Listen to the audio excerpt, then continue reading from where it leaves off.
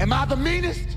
PUNSH drunk. Am I the prettiest? PUNSH drunk. Am I the baddest mofo low down around this time? PUNSH drunk. Well, who am I? PUNSH drunk. Who am I? PUNSH drunk. I can't hear you. PUNSH drunk. AKA Mr. Moonshine himself. Of Harlem.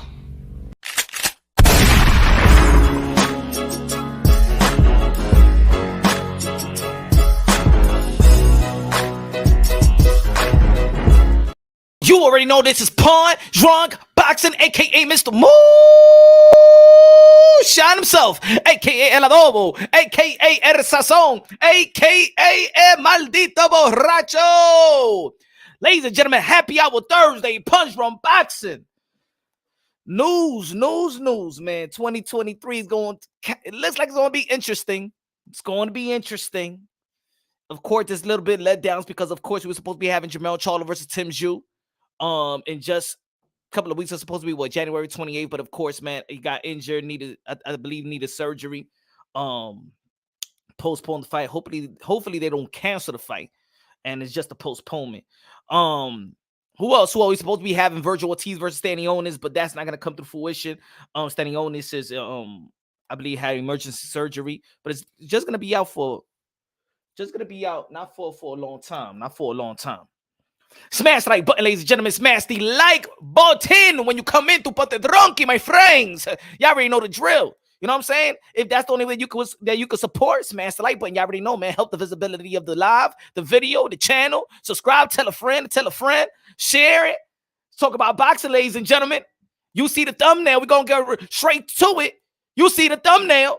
Keith one-time Thurman, two-time WBC, WBA, welterweight champion of the world.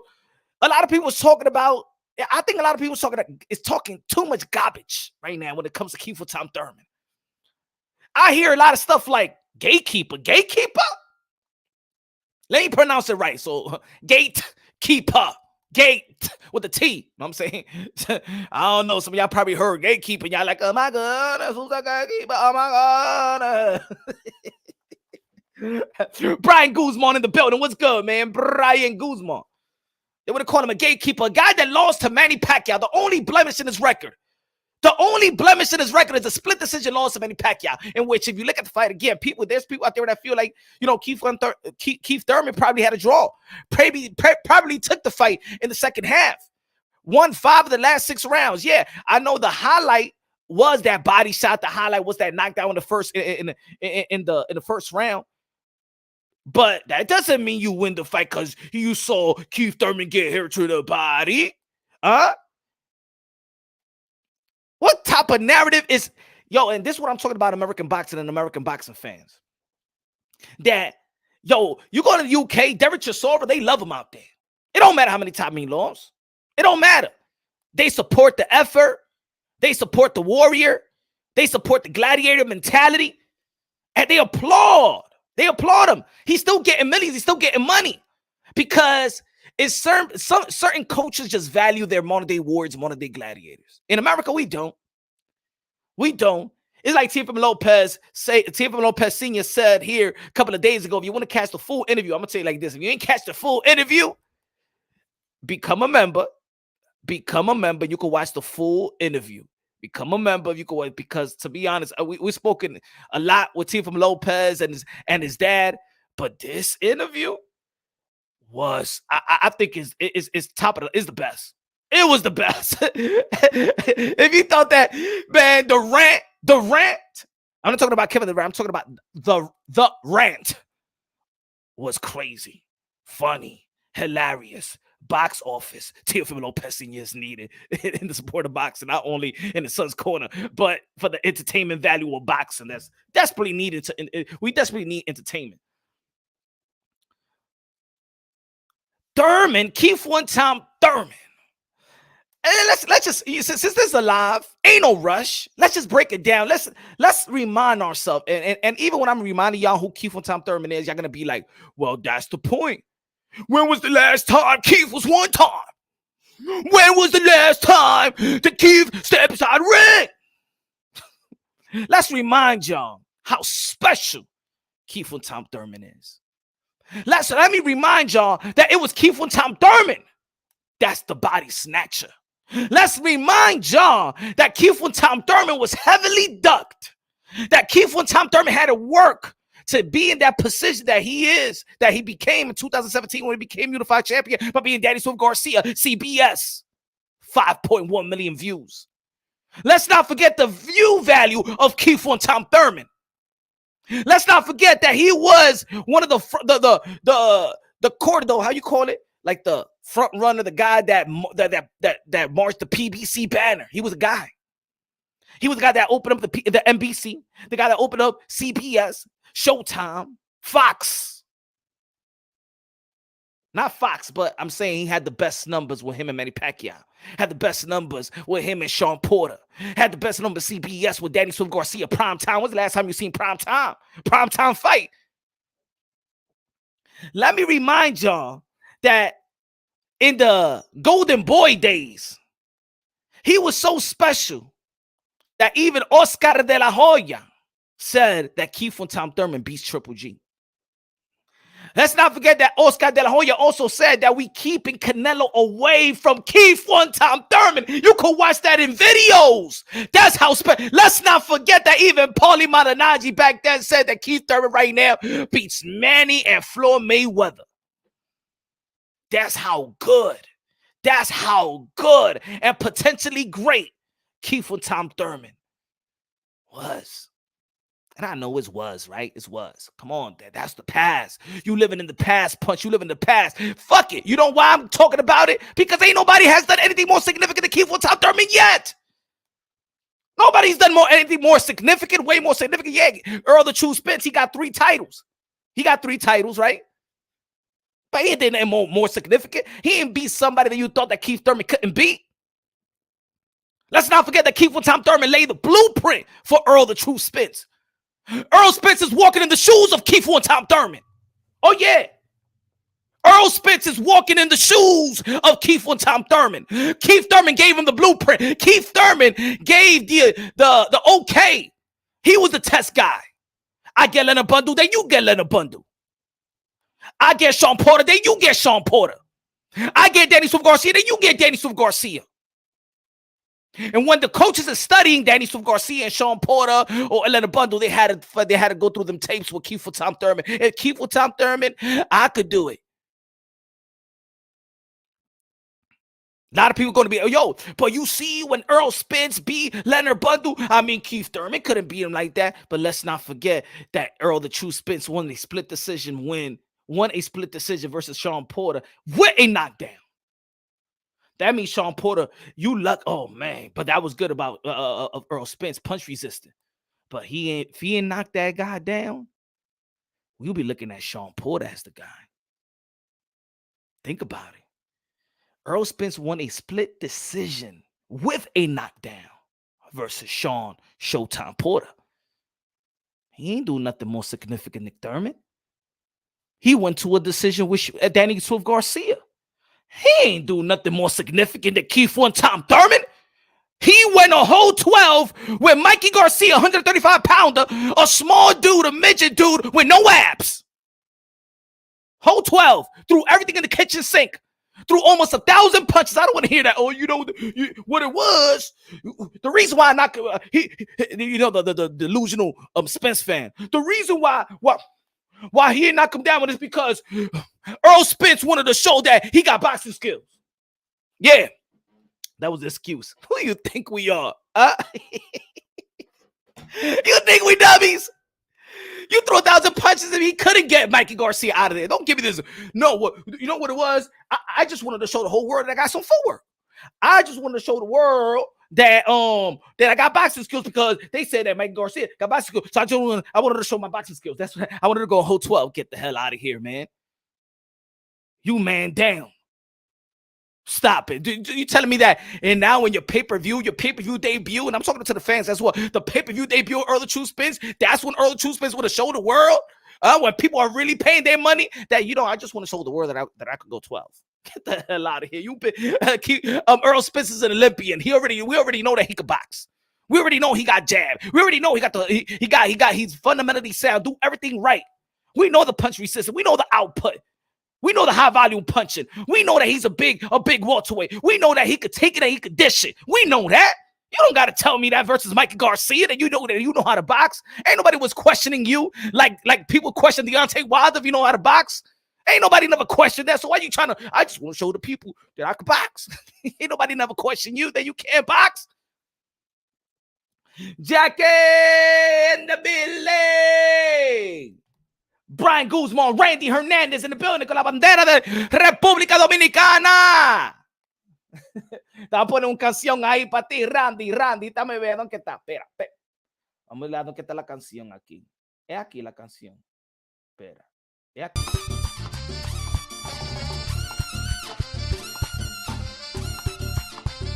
Randy.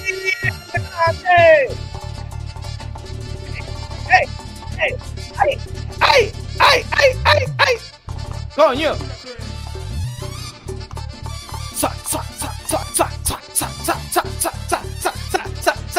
Ponte tronqui, happy hour, Thursday refrain. Busca la tequila, el ron, el vino, de todo. Red or white. Coño. No.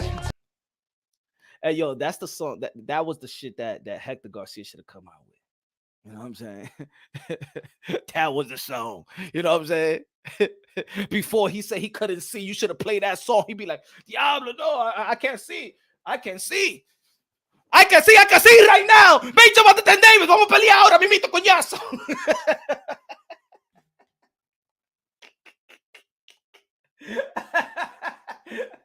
That's the song they should have played for Hector Garcia when he couldn't see nothing, man.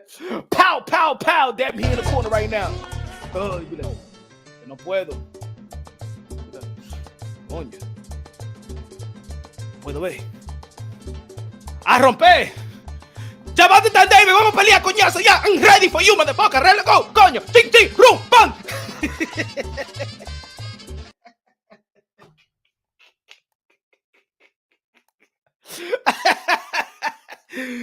Oh, man.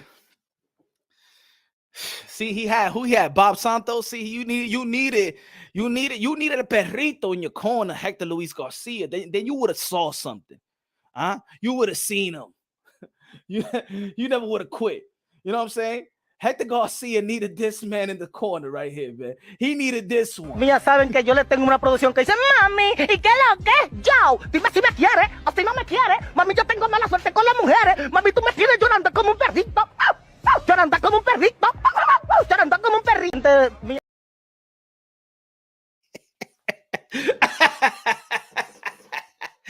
That's what he needed. Hector. Diablo, Hector. I don't see nothing. No, he hit me right here. I feel it right here. No, he hit me right here. I feel it right here. I don't see here. I don't see nowhere, my friend. You're about to thank David. Damn. I told y'all, man. They setting us up. I wasn't lying, folks, man. The Dominican fighters, man, they just using that as I gotta be honest. One of the Dominicans has to come out and just break the mold. Because they're not gonna build around y'all. No. They're gonna give you that $200,000, and that's the peak for you, right? And that's it. You know what I'm saying? Michel Rivera, he worked hard. He should have got the Gervonta Stan Davis fight. You know what I'm saying? You got the Frank Martin here. Get him out of there. The Dominican fan base ain't coming out. Hector Garcia, here, you know that was a lose-lose situation with Hector Garcia. He's undefeated. Why you want to say? Why you want to give him Gervonta Stan Davis when you could build on Hector Garcia? Now that Shakur Stevenson left the division, but now it's like, oh come on, now it's not the same. It's not the same. They should have built him just like they built the Gervonta Stan Davis. Why they didn't want to build Hector Luis Garcia? They shadow it with the opportunity. The dude thinks he got balls. He got balls. Kev, he got balls, man. He got balls. Hey, yo, smash the like button, ladies and gentlemen. Smash the like button. We're here on a Thursday night, man. Come on, man. What's good with the mediocre numbers, yo? What's good with the mediocre numbers? Smash the like button. How many like buttons we got? I mean, let me see. 20. Come on, man. Come on, y'all. Come on, man. Appreciate the work. And become a member. Shout out to Kev, Brian, Randy for becoming a member, man. Hit the link. The link is in the pin, man. Become a member. Show your support, man. What's good, y'all? What's good? You know what I'm saying? We got Boo Boo on Dre. We got start the year off with Boo Boo on Dre. Lengthy interview, beautiful interview, great interview. Got content for days. Shout out to Boo Boo, the be Dre, showing Punch Room Boxing Love. You know, get you the exclusive. You know, get you Teofimo Lopez Sr. with a bananas interview, and we got more. Y'all don't respect the work though. Yeah, y'all don't respect the work. Y'all don't. It's not valuable yet, right? Okay, all right. But every interview is going to stay on the membership. The full interviews is going to stay with the members, and I'm just going to chop it up for y'all. You know what I'm saying? I got to bring some value to the work. You know what I'm saying? I gotta know that y'all value my work when I'm driving 4.5 hours to Washington, D.C. to give y'all some work. And then the same night drive 4.5 hours, get back home like around 8 o'clock in the morning, non-sleep, just to bring the word of the boxing community some content, feeding the boxing community. Just like when I drove 28 hours to Dallas, Texas from San Antonio from New York. Just like I drove to Nevada drove 28 hours nonstop, took a 20-hour nap, 20-minute nap in Colorado, and then got back on the road. Made it right there. What was it? That was the Manny Pacquiao Ugas. Media was at 1 o'clock. I made it there at 12 o'clock. Took a bird bath in the gas station so I could smell right. You know what I'm saying? And y'all don't want to be members. I don't work for no ESPN out here. I need y'all support, huh? You know what I'm saying? I ain't Fight Hype. I ain't Fight Hub. I don't. You know what I'm saying? I don't get the hey yo, you pay for your hotel and pay for your flight. You know what I'm saying? I don't got that, bruh. You know, y'all gonna support the channel or what, bruh? But anyway, man. What was Brian Guzman? Brian, he said, got this title and threw him to Tank in another division off the rip. Instead of pushing for another 130 title, I don't blame Garcia, though. I don't blame because that's the opportunity, but the opportunity, sometimes good money, sometimes they price fight it. I like that they got the opportunity, but I really wanted Michel Rivera that put himself as the number one to get the opportunity of Gervonta Tank Davis. He was not supposed to be fighting Frank Martin, and Hector Luis Garcia was not supposed to be fighting Gervonta Tank Davis. That's what it is. It don't matter if Michel Rivera would have lost versus Gervonta Tank, but he would have got the opportunity because he worked for that opportunity to get there. You know what I'm saying? But it is what it is. It's boxing. Let me get a little cuppy. Hold on.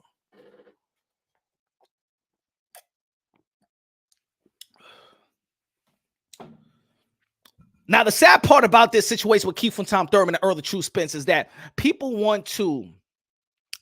really out there trying to justify that two of the most accomplished welterweight of this era. I mean, this fight been marinated for quite some time, right? There's a lot of narrative. The people were spinning the narrative that Keith Thurman was ducking. But y'all know that Keith Thurman wasn't ducking if y'all know the business of boxing. If y'all know that Errol Spence and Keith Thurman got the same manager and advisor. And I'm going to tell you like this, Al Heyman is not a manager and advisor to everybody, all right? Just because you see a fighter in PBC, that doesn't mean Al Heyman is the manager and advisor. Just because you see Earl Boots Ennis, that doesn't mean he does anything. That doesn't mean he has a relationship with Al Heyman. Al Heyman and Boots Ennis is not. So I want people to understand that just because you fight under a PBC show, because that's what PBC is, a show, doesn't mean that Al Heyman controls that. But I'm going to tell you what, he's more in control of Errol Spence and Keith Thurman. So when y'all never heard a negotiation with Keith Thurman and Errol Spence is telling y'all, capping with y'all, saying that I'm calling out, he's ducking me and stuff like that. Well, Al Heyman didn't give you the contract, and Al Heyman didn't give Keith Thurman the contract. So why are you telling the whole world that? Do you see, this is what it is. It's easier for guys in PBC to cap towards one another because you can't ask Al Heyman what's really going on. You ain't never going to ask him. But I bet you anything, If Al Heyman was to talk around the time when people were spinning this narrative about that Errol Spence is ducking Thurman, he would be like, no, we're not ready for this fight. Just like Floyd Mayweather told the whole world, he was blatantly, no, we're not gonna put Gervonta Davis, nobody outside of PBC and Mayweather Promotions. Simple. When you hear Keith and Tom Thurman back then say, oh, I'm getting this fight with Manny Pacquiao and then to get 3 belts, and we'll be fighting for unification for 3 belts, right? You think he's just saying that to say it? No, he's taking the instructions of Al Heyman. That's why when Keith and Tom Thurman told them out here in New York City, and they had that little press conference, you know what I'm saying? I think Jamel Charlo was fighting Erickson Lubin, and Keith Thurman said, you want real talk? He said, you want real talk? He never seen a contract with my name on it, and I never seen a contract with his name on it. Boom, that's it. Debunk the narrative. But a lot of people ain't want to do that. They didn't want to do that video. They didn't want to be responsible. They wanted to keep on going with this narrative that Thurman is ducking Spence, because I'm gonna tell you like this: in boxing, the fans like new punani. They like new Vijiji juice. It's just like right now, Errol Spence is ducking Boots, just like you said that Keith Thurman was ducking Spence, just like we said that Floyd Mayweather is ducking Thurman. We are excited with the new young, hungry young blood, right? We love Keith Thurman on the way up, and then when he was on the up and up, now the people abandoned Thurman and became the fan of Errol Spence. Now Errol Spence is that guy. Now he's getting the crucifixion, and now it's the Boots Ennis. And then y'all believe all the narratives, right? But it is what it is. What's good, Walter? What's good, man? Get a little zippity zip. So, how is this mega fight? Because Errol Spence versus Keith Thurman is a mega fight. And I think there's the quote unquote these fake ass hardcore boxer fans trying to diminish it by saying that Thurman is not this, Thurman is not that. He lost a split decision versus a guy that's regarded one of the greatest of all time, Manny Pacquiao. And y'all write Keith Thurman off. He went from that to gatekeeper. What people gonna say? Well, he's inactive. Well, everybody is inactive. Everybody is inactive, all right? Another narrative was that Keith Thurman was holding the division hostage. Now you see that it wasn't Keith Thurman holding the division hostage. Wasn't us crying and bitching and whining? Oh my God, Bud and Errol Spence, we gonna win, we gonna get it. It was Bud fault. It was Spence. Spence said he was a boss. Spence said that he don't answer to nobody. You know what I'm saying? I mean, now Bud Crawford is a free agent. You know what I'm saying? Who was it the holding division hostage? At least Keith and Tom Thurman vacate a belt, and we got Porter and Daniel Garcia and Thurman. You know what Thurman said? I vacating the belt because I don't want to hold a division back. So now we got mandatories. Mandatories fight young fighters that we respect, like Boots Ennis, Virgil Ortiz, and Precision. We got still Keith Thurman in Precision. We didn't get Bud or Errol Spence. Okay. So what's the second biggest fight? What's the second lucrative fight in the welterweight division? Thurman and Spence. If Bud fought David Avenesian, the most lucrative fight, especially on the PBC banner, they built Errol Spence. They built Keith Thurman. If you're a businessman, you know that this is the most lucrative fight under my umbrella. We built this. We built this guy to be a pay-per-view star. Keith Thurman had great pay-per-view numbers and stuff like that. Has one of the probably the best views in the last 5 years. Keith Thurman, since 2017, Keith Thurman, or let's go back, Keith Thurman has the best viewership in boxing. Top three, the best viewership in boxing. Like I said, Keith and Tom Thurman even had almost 2.93 million views on Fox versus Josecito Lopez, a fight that wasn't even promoted like that.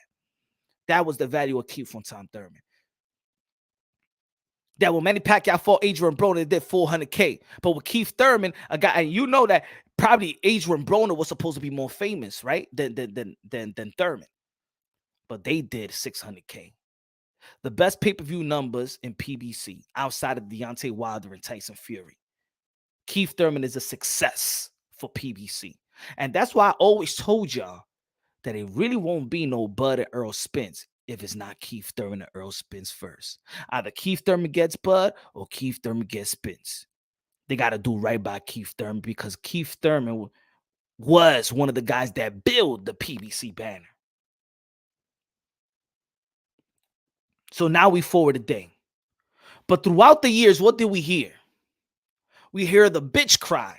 I'm going to say the bitch cry. I'm not going to call him a bitch because I respect Errol Spence. But I believe that Errol Spence is right now, in my opinion, when he's saying that, I don't want to fight Keith Thurman. I don't want to fight Keith Thurman. I'm not going to give him a shot because when I wanted a shot, he didn't give me a shot. You was never in position for a shot. And I'm going to keep on saying this. I'm going to rock this shit till the wheels fall off. Errol Spence was never in a position to get a Keith Thurman. Keith Thurman was chasing Floyd Mayweather. Errol Spence, you was just chasing Keith Thurman because Floyd Mayweather called Keith Thurman for Keith Thurman to fight you. Floyd Mayweather's power is what started this narrative of Keith Thurman ducking Spence. It was Floyd Mayweather. Y'all ran with what Floyd Mayweather said. Keith, if you want to fight me, because Keith was a mandatory position, fight Errol Spence for 10 mil. But there was never a contract given to Keith Thurman for 10 mil. And that was not going to happen because Al Heyman was not letting that happen. They was not going to close the door on Errol Spence after McManuel Lardy. I've been calling out Keith Thurman since I was 15-0. Yeah, 15-0. I believe that you fought the Emmanuel Lardy, that he staggered you. Trust me, they was not going to put you in. Errol Spence, when he called out Keith Thurman, wasn't even doing 10 rounders, bro. He wasn't even doing 10 rounders. I probably had one 10-rounder. He was doing 8 rounders. But y'all ate the narrative. Y'all ate the narrative. And I did a video also. Not a video, but I did a poll. I did a poll on Twitter and I said, I did a video, right? That Errol Spence is the most privileged fighter. Why did I say that Errol Spence is the most privileged fighter? People may say, no, it's Canelo. May say it's Lomachenko. May say it's Anthony Joshua. I say Errol Spence has been privileged. And let me break it down why I say he's been more privileged. He said, Spence, Uppercut TV says Spence was in the same similar position Jerome Bruce Ennis is now, back then chasing Thurman fight. I disagree. And I know Uppercut. See, this is what I want people. I want you to give a clarification. Uppercut TV. Errol Spence was never ranked in the WBA. Errol Spence was never ranked in the WBC, and Errol Spence was never ranked in the WBO. Errol Spence was only in the IBF. They push Errol Spence the way they push Rolly Romero and Michel Rivera. What I mean by that is Rolly Romero he was not ranked in all the belt federation, only one belt federation, the WBA. Michel Rivera, now he was, but he was just really in the WBA. But what I'm saying is Errol Spence was never in chase of Keith Thurman. He was never in position for that fight. Boots Ennis is ranked top 2, 3, or 1 in every belt federation, meaning he could get the Bud fight. He's breathing on Bud's neck. He's breathing on Errol Spence's neck. He's breathing on Virgil's neck. He's breathing on Keith Thurman's neck. Whoever's there, but Boots is top of the line in all sanctioning body. Errol Spence was not. That's what I mean. Got me up? You feel me? You feel me? So Errol Spence was never mandatory to the interim title holder at that time, Keith Thurman, which beat Diego Chavez 2013. But let me go back and what I mean about. Let me go back and what I mean about that Earl that Keith Thurman had to work. Keith Thurman was the guy that was officially ducked. Let's y'all remember this. Y'all remember this. Hold on. Y'all remember this? You better not duck me, son. You better not duck me, son. Okay. Let's go back in time. This is a live. I'm gonna break everything down since day one of all of this. I want you to be clear because I want you to stop listening to the fucking weak ass narrative that's gone on for years and years and years. Years and years and years. Let's go back to this. You better not duck me, son. You better not duck me, son. Classic. Who was he talking to? Who was Keith Thurman talking to? Paulie Malignaggi. Who was the champion? Paulie Malignaggi. He was the champion. So Keith Thurman was calling out the champion. WBA champion, Paulie. WBA, right there. He beat Diego Chavez. When I get in that position, you better not duck me. Instead of Paulie fighting Thurman, Paulie fought Broner. Number one duck. The first duck. And you know what's a duck? Is when you're in position to get the fight, to get the champion, and they choose something else, right? The first duck, Paulie Malignaggi, Keith Thurman. He chose to fight Adrian Broner, the little guy coming up. Adrian Broner won. Paulie lost. So now it's Thurman versus Broner, right? Remember, Keith Thurman was gonna fight Marcos Maidana, and Marcos Maidana pulled out 3 weeks before the fight to get a chance to fight the champion Broner. Boom. Adrian Broner did not fight Keith and Tom Thurman. He fought Marcos Maidana. Boom. What happened? Marcos Maidana beat Broner. Okay, the second duck. So think about it. That Keith Thurman is in position. He's in position. There's nowhere he could go. Just like Boots Ennis and just like Virgil Ortiz. We're going to be fighting the Karen Choo-Choo train. That's what Keith Thurman was doing. Fighting the Karen Choo-Choo trains. Because I'm in position already. I'm in position. Right? Marcos Maidana then fights Floyd Mayweather. Hey, you can't really, you know what I'm saying? You really can't avoid a Floyd Mayweather fight. So let's not say that's really a duck, but let's say avoid, right? Let's say that's an avoid, not a duck, because you can't really say no to a Floyd Mayweather fight. But let's say avoid, because I'm gonna keep it consistent with that avoid, just like Keith Thurman picked to fight Manny Pacquiao rather than Errol Spence. You know what I'm saying? But everybody would have chose Manny Pacquiao, just like Marcos Maidana. Everybody would have chose Floyd Mayweather. Floyd Mayweather, Keith Thurman. Shit, I'm gonna get that money, and I'm a champion. I'm gonna go after Floyd Mayweather. But I'm telling you that he's been in position. 3, Maidana loses. Floyd Mayweather. It's all right. 3, Floyd Mayweather's the champion. Now Keith Thurman is going at Floyd. Remember when he's on Showtime and saying, and he told the whole crowd in Las Vegas, who y'all want me to, remember he was saying, let's burn money. Remember? And everybody was hype. Remember when Keith Thurman say, I'm all about burn money. Remember? We ain't talking about no Earl of Two Spits. Keith Thurman is right there sniffing the neck of Floyd Mayweather. What Floyd Mayweather did, he gives Maidana a rematch. Duck. And not only a rematch, Floyd Mayweather became the new franchise. The Super WBA. He got the Super WBA.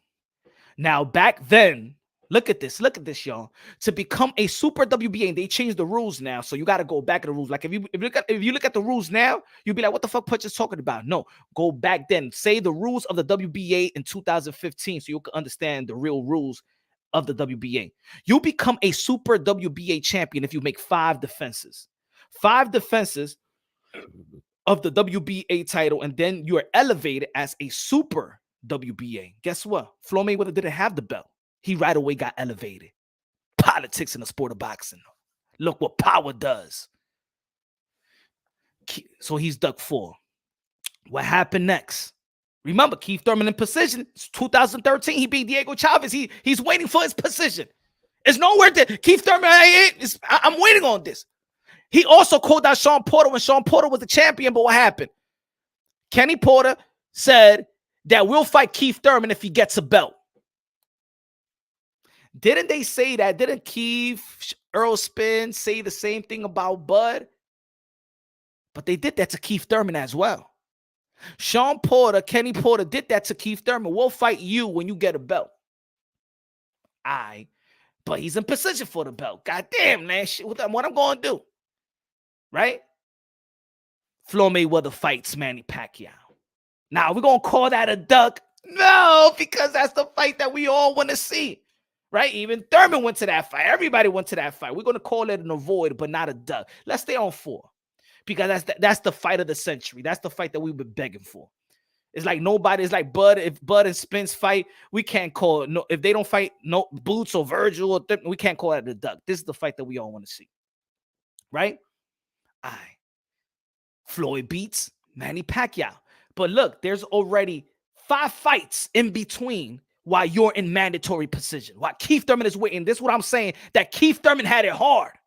He had it hard. It wasn't easy to beat Keith from Tom Thurman. He was getting ducked. He was getting blocked. Politically, right?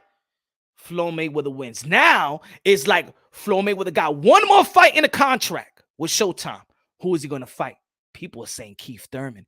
Even the telecast after the Manny Pacquiao and Floyd Mayweather fight, they said, what will be next for Floyd Mayweather? They said Keith. They even said Kell Brook. But of course, Keith has been sniffing on the neck of Floyd. What did Floyd Mayweather do?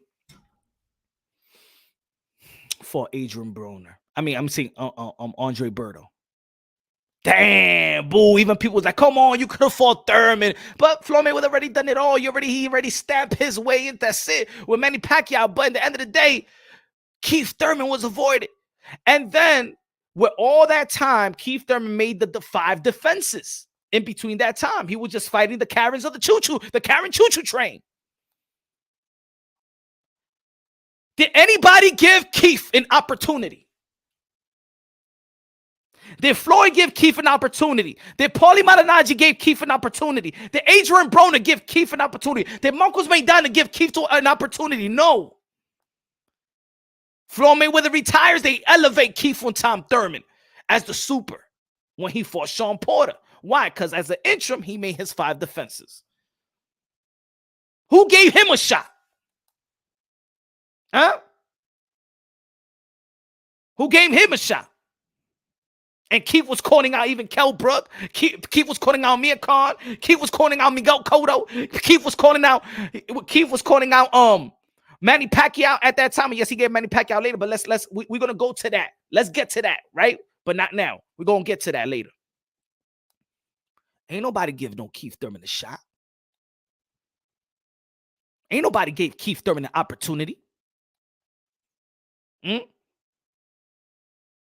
He get elevated. But throughout that elevation, people understand that he's the goods. Right? He gets elevated. Floyd leaves. He beat Sean Porter, and now we enter into a new era. That fight, Keith Thurman versus Sean Porter, enters the welterweight division into a new era post Manny Pacquiao and Sean Porter. Forward to that. Keith from Tom Thurman beats Danny Swift Garcia to become the unified welterweight champion of the world. He's living in top of the world. He's pound for pound, top 5. I believe he was number 4 on ESPN around that time, but he's pound for pound in everybody's list. Keith from Tom Thurman is the goods. But he stopped knocking people out. People started talking about one time, and now people's talking about Errol Spence, the guy that Floyd Mayweather is talking about. Floyd Mayweather spar. Floyd Mayweather is speaking highly about Errol the True Spence because Floyd Mayweather wanted to sign Errol Spence. And the day that Errol Spence said, I'm not going to sign with Floyd Mayweather, I'm just going to stay with Al Heyman, just like he wanted to sign Mikey Garcia. Floyd Mayweather ain't saying nothing great. He wasn't pumping Errol Spence anymore. That was just for him to sign Errol Spence. I'm going to get the video, and I remember Floyd Mayweather said, Errol Spence is a big guy.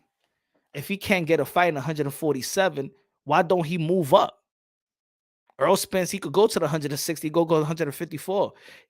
Floyd Mayweather said that Errol Spence should stop crying and move up. A long time ago. That's what, see, I've been dialing all this since day one, bro. I've been talking about this since day one. Let me see if I could forward you that, because I know a lot of people forget. You know, I know a lot of people forget. Let me pull this thing out. Hold on. Floyd Mayweather, bow. Let me see if I could pull this one out. It's been years, y'all. It's been years. Let's see. Let's see if we could pull this thing out. Let's see. Errol Spence. Damn, I gotta go back. I think I gotta do this on my next live. Shit, it's gonna work good. Hold on. Put me the back now, I'm not giving investment. Damn.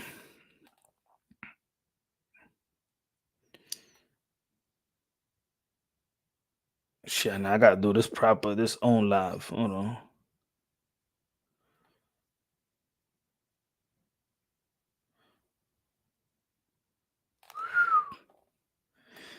Yo, you know what, man? Yo, it's funny. I could just post my old shit when I ain't even had the views.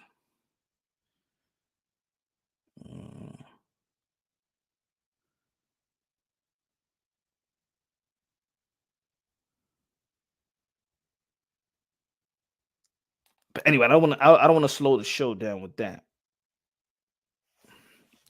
I'll find it. Keith said he wasn't looking for the Spence smoke. We know this. Now, again, it's like I want you to look. If y'all gonna look, do me the favor. Guys, do me the favor. Just listen, humble.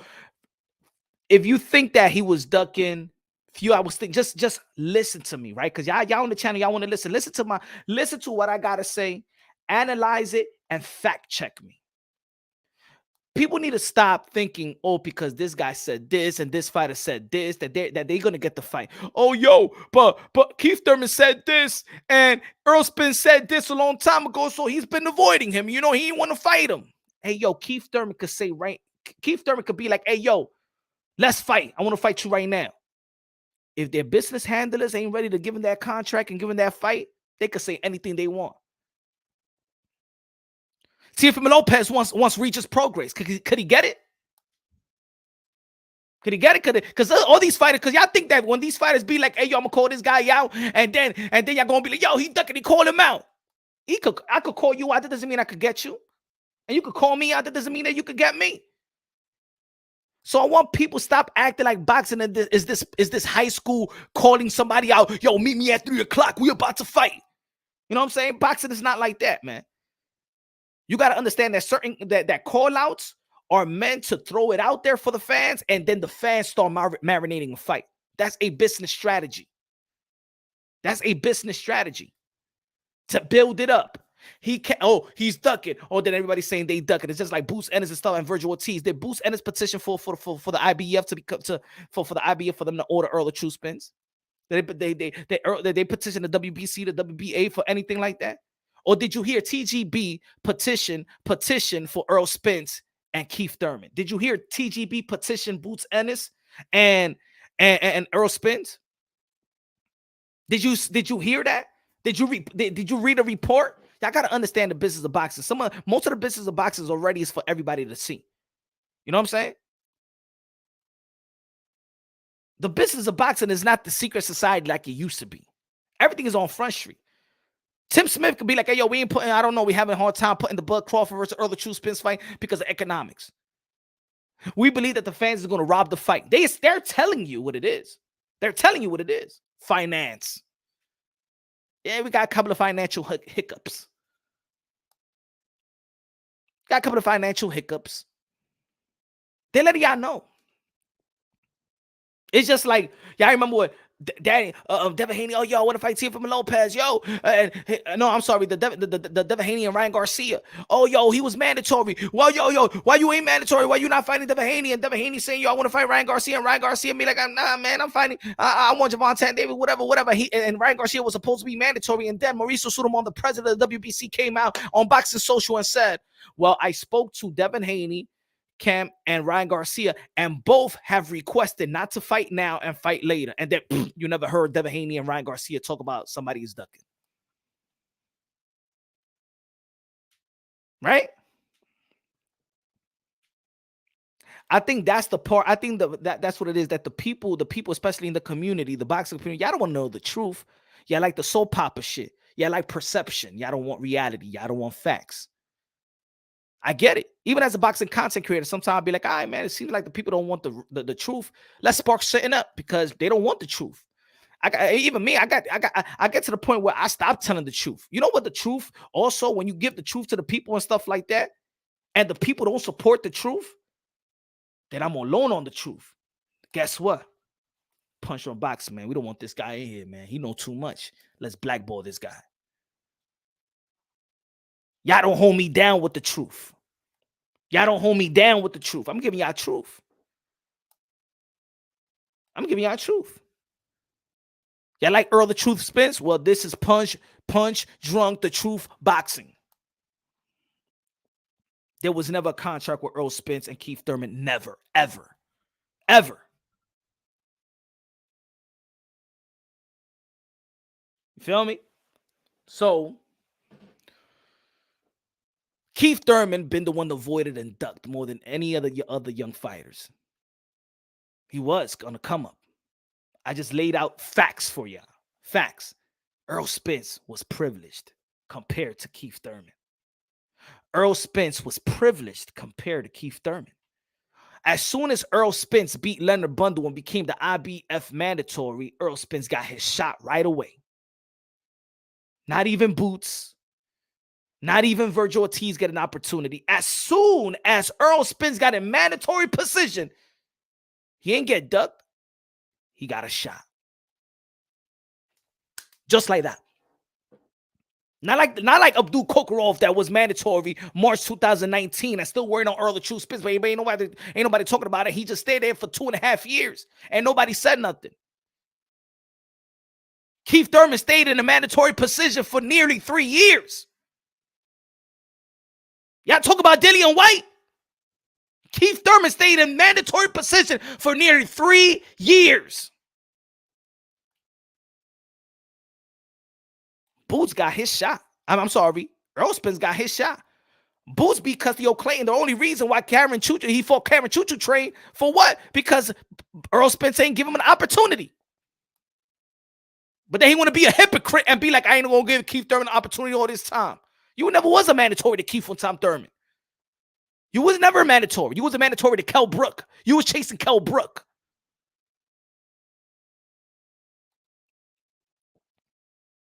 And at least Kell Brook was real enough to be like, you know what? I'm big. Think about this, folks. They was going to strip Kell Brook if he don't fight Errol Spence. Remember? He said, nah. I don't want to vacate my belt and I don't want to lose my belt. If I'm going to lose my belt, I'd rather get beaten for it. And Kell Brook came back down to the 147 after getting his eye clocked by Triple G and gave Errol Spence an opportunity. Gave Errol Spence an opportunity. You think that Errol Spence is going to give Boots an opportunity if he goes back up and then comes back down?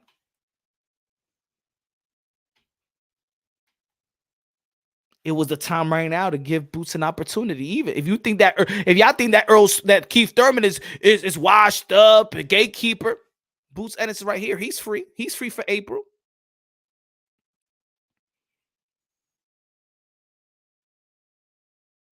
A lot of shit happens in boxing. A lot of shit is recycled content. Everything goes in circles. You know what I'm saying?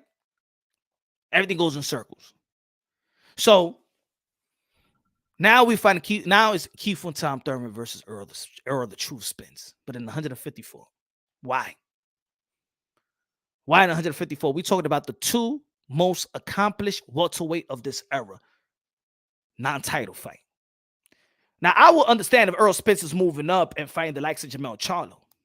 That ain't going to happen because they're friends. AC Slater, Zach Morris, at least they fought. They're friends, amigos. Yo no quiero pelear con mi amigo porque ese es mi amigo. He my friend. I don't want to fight. Shout out Seattle. What's good? What's good? I don't want to fight anymore. You my friend.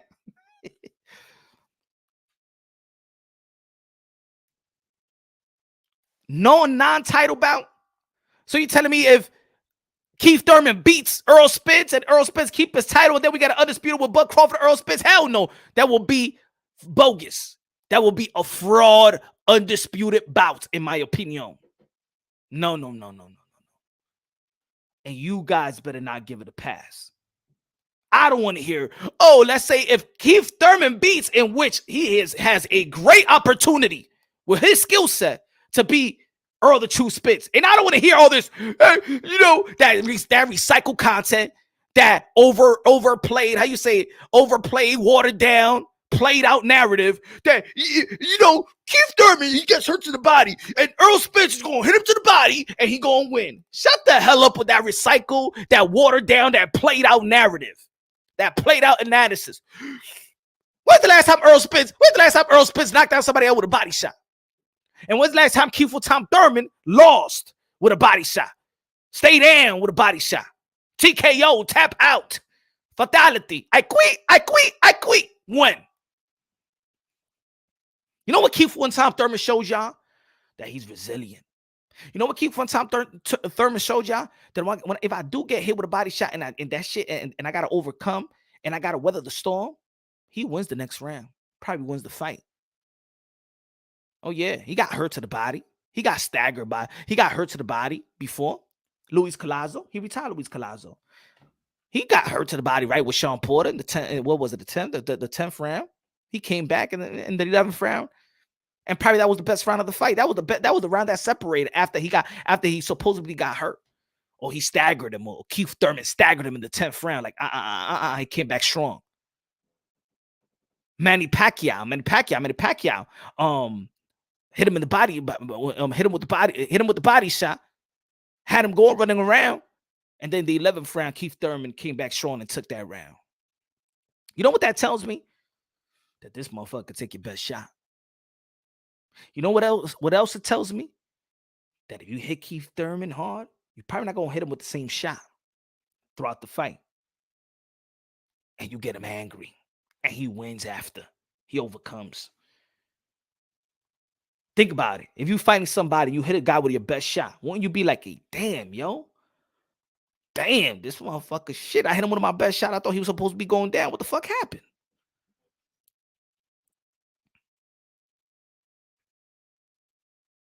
So fast forward. The reason why nobody should even be thinking. I'm not saying that you can't pick Errol Spence being Thurman, because that's highly possible as well. But the way people is analyzing the fight is actually like disrespectful. Like, what the fuck is y'all talking about? Do y'all watch boxing? Why are these hardcores becoming a new casual? Because you got boring? See, y'all motherfuckers got bored with Keith Thurman. Y'all getting bored because y'all want to move on to the new pussy with new vajiji juice. Y'all want the new body. Y'all want the new skin. Y'all want the young. Y'all want the youngins. Keith Thurman is a good cougar. Y'all want the youngins. Y'all want the virgin of the boost. Y'all want the hype. But let me tell you like this, Virtual Boost hasn't done what Keith Thurman did. Bud Crawford hasn't done what Keith Thurman did in the welterweight division. Nobody has done what Keith Thurman did in the welterweight division. Nobody got a deep resume unless if it's Errol Spence. And this is why I'm saying this is the top of the line welterweight. This is in the welterweight division. A Benitez, a Roberto Duran, a Benitez, or it's the top of the line. This is the golden era of the welterweight division, and this is the reason why I'm a little bit upset that Errol Spence, and I think it's Errol Spence because he's been crying and bitching and moaning about that. He don't want to fight Keith Thurman, and now the powers that be say, you are going to fight Keith Thurman. It's just like I told y'all, just like how he said in that audio with Steven Espinoza that we heard, and he said they want me to fight Keith Thurman. Who's they? Who's they? Your manager and advisor finally want you to fight Keith Thurman. And now the manager and advisor finally want Keith Thurman to fight you. And this is why the fight is happening, because the powers that be said so. You do what Al Hamon says. You jump when Al say jump. You run when Al say run. But Errol Spence, they got to compromise with Errol Spence. I've been telling y'all I don't want the fight.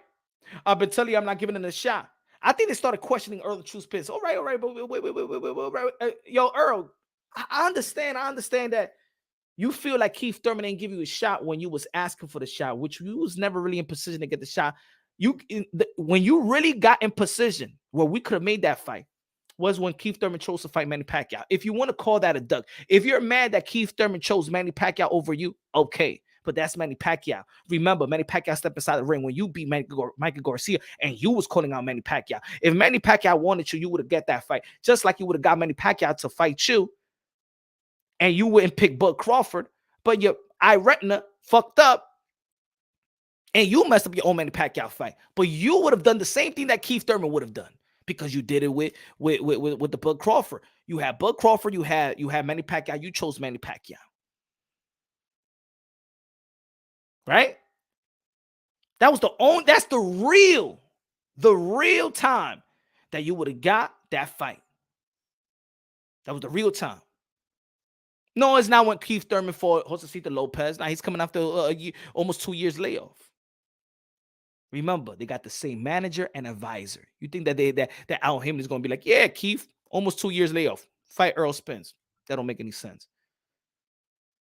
You think that Errol Spence fought Mikey Garcia because Errol Spence wanted to fight Mikey Garcia pay-per-view? You really think so? Or was that the business handlers that told him, you're fighting Mikey Garcia? And Errol Spence says, yes, sir. This time, Errol Spence is pushing back. I don't want to. Hey, we was there for you when you was down. Hey. We had great PR while you went through that car accident. But let's not forget, we love that God was there with you to be alive. But you was drunk. Let's not act like this is like a great Cinderella story. That you put yourself in that position. And you could have killed somebody too. I'm sorry, but I got to keep it real. Luckily, God is great. Luckily that nobody got hurt. Luckily. So God bless you and everybody else not to be around you that time. Oh, but they did some great PR work. Shout out to his team. They did some great PR work because they kept his image good and everything. Shit, that would have been Adrian Broner. Oh, Lord. They'll still be talking about that shit right now.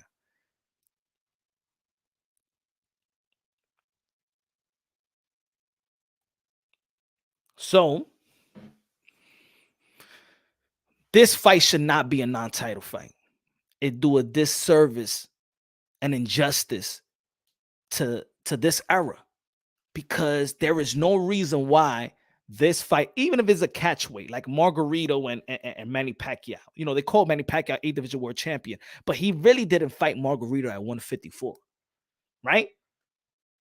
At least a catchweight. Give it 150. If it is 150, come at 150, but let's fight for the title. The title should be on the line. And the Belt Federation, y'all looking incompetent right now because the WBC, y'all ordered the mandatory Keith Thurman to be the mandatory Earl True Spence. So what's happening to that?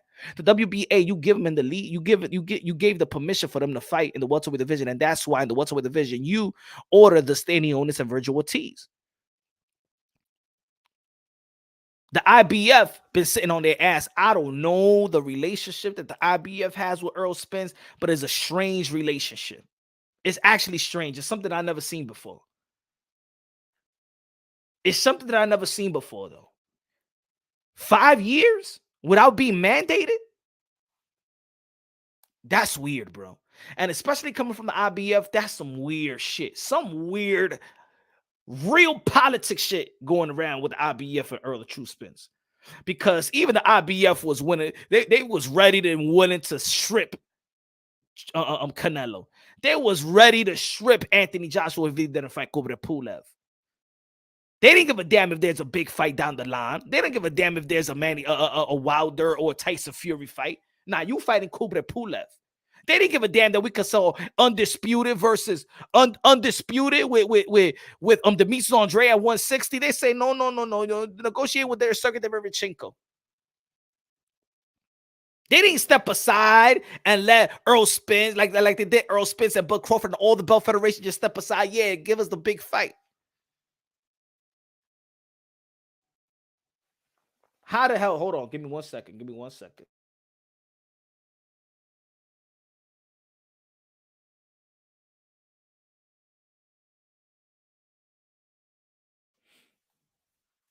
I agree with you. No belts on the line is shameful. Shameful. What's good, Philip? I agree with you. No belts on the line is shameful on Spence's side. Very shameful on Spence's side because he knows the risk. Errol Spence knows the risk. Errol Spence knows that he's going to step inside the ring with the best opponent of his career. His name is Keith Tom Thurman. And he knows that with Keith Thurman looking at you and you ain't doing nothing special, bro. You've been doing what I've been doing. I gave you the blueprint.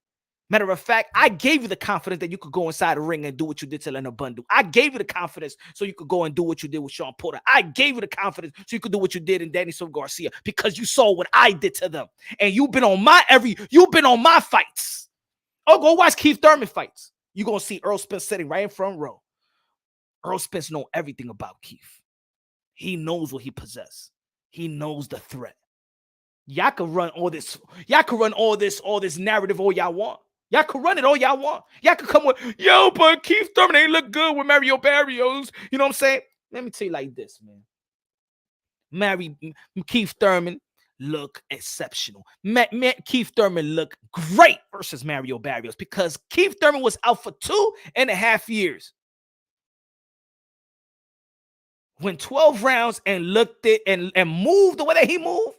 Sharp the way that he was looking sharp. And turn Mario's face looking like the dog from Target. Reconstructed his face. I was happy with his performance. 2.5 years layoff. I was happy with his performance. The reason why y'all didn't like the performance is because y'all was looking at Mario Barrios and Keith Thurman thinking about Gervonta Tank Davis. So you couldn't watch the fight with Mario Barrios and Keith Tom Thurman like a real boxer fan, like a guy that could study it, look at it, hardcore. You was watching Keith versus Mario Barrios thinking about Gervonta Tank Davis. And that's why you never gave Keith Thurman the credit and how he performed versus Mario Barrios, winning every round, looking great, showing power punches and stuff like that. With that type of layoff and the footwork, I would have thought that, you know what was so exceptional about Keith Thurman was that he was actually moving throughout the whole fight, that his stamina was up, and he's been out for 2.5 years. I said, damn, this guy prepared very, very good. 10 ounces at that. But you couldn't watch this fight. You couldn't analyze this fight with a clear head because all you was looking at this fight is saying, what Gervonta Tank Davis took him out. What Gervonta Tank Davis took him out. What Gervonta Tank Davis took him out. What Gervonta Tank Davis took him out. That's what y'all was saying. That's what y'all was thinking about. Swimming in the dead pool with this triangle theory all the time. A lot of you do it all the time.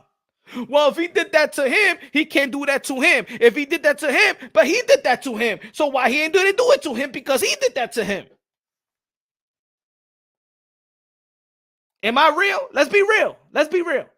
You don't want to give confidence to Keith Thurman by the way that he beat every round, punish Mario Barrios, outbox Mario Barrios. Y'all don't want to give him the benefit of the doubt after 2-year layoff, having surgery, 2-year layoff, 2.5-year layoff, still looking like that, but you couldn't analyze it right because you was thinking about Gervonta Tank Davis. But let's not forget, in that same fight, Floyd Mayweather was telling Gervonta Tank Davis, you losing an unofficial scorecard. What? You losing, bro. I'm just saying, you want me to keep it real with you? You losing, bro. Let's not act like Gervonta Tank Davis had a beautiful performance versus Mario Barrios. The ending was good, but let's not act like this was like, oh my God, a perfection. It was beautiful. He struggled.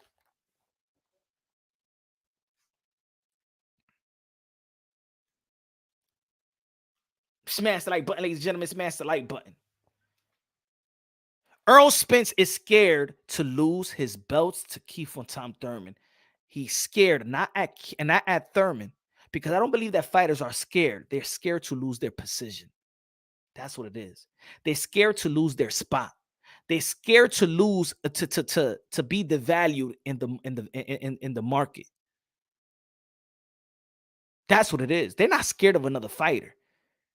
They're scared of the consequences. You lose, you could lose money in your next fight. You won't have the titles or you won't have power. So people could say, hey, yo, Errol Spence, good business move. But the fans could see past the business move as well. You ain't giving me no damn dime. I'm paying for the fight. It's a business move for Errol Spence and Thurman. I don't go, okay, cool, but I'm paying for the fight too. What you mean it's a good business move? Errol Spence and Keith Thurman ain't giving me a dime. They ain't gonna even give me a 5-cent min ball. They ain't gonna give me a tic-tac. They ain't gonna give me nothing. They probably ain't even gonna give me a handshake. I won't even get an interview. Nothing. Yo, but that was a great business move because Errol Spence gonna get the money and you know what I'm saying? He gonna keep the belts. I don't give a damn, man. We look past that. That's why I recognize that's why here in Punch Run Boxing, I recognize the real shit.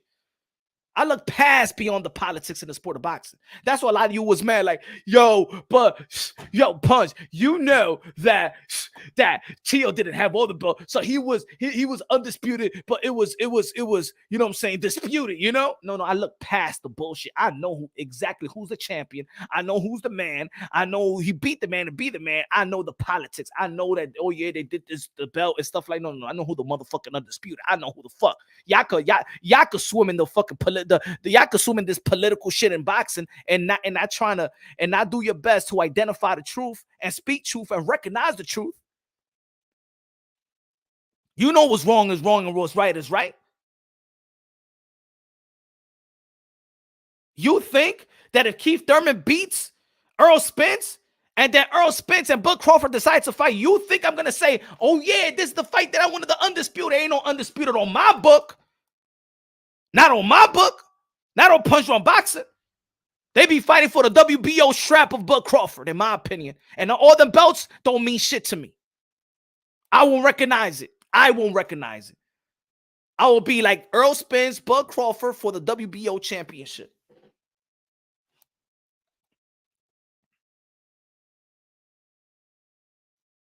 He said, Wario said, okay, Punch, will you bet your house? I won't even bet my house on nobody. I bet my house on myself. The only time I bet my house on myself if I'm in the ring. I don't even bet on boxing, bro. It's too corrupted for me to bet on boxing. I enjoy boxing, but I understand the business of boxing. You know what I'm saying? I won't bet. Y'all could do that shit. And let me say it like this. Also, with that bet stuff, people don't bet because, oh shit, you really gonna bet on your guy? Bet on your guy. People usually bet. I know people that bet on boxing that don't know shit about boxing. They just look at the numbers. They look at the numbers. So I don't know why people like to say, would you bet on your house? Would you bet on this? I bet on it. Let's bet on it. Bet on it. I dare you to bet on this fighter. People don't even bet. People like to bet on the underdog anyway so they can earn some money. You know what I'm saying? So I don't know why I don't know what you mean by betting on my house. I believe that Keith Thurman could beat Errol Spence. As a matter of fact, I'm predicting that Keith Thurman beats Errol Spence because I already see the mind of Errol Spence. He's going in there thinking like a loser. Errol Spence is going inside that fight with Keith Thurman thinking like a loser. Man, I just want to be comfortable at 154. Mind fucking himself. And this is what you wanted, right? You want the payday, right? That's what you want. That's what y'all want, PBC, right? Y'all want y'all boy Keith Thurman to get the payday. I'm going to give you the fight, but I ain't going to, not for the belt. Not for the belt. Nah, he ain't give me a shot at the belt, so I ain't going to give him a shot at my belts. I'm going to stay in position because I know that's my insurance policy. That's what Errol Spence wants. His insurance policy. Now, if you translate boxing to life itself, I understand it. But I see past the bullshit too.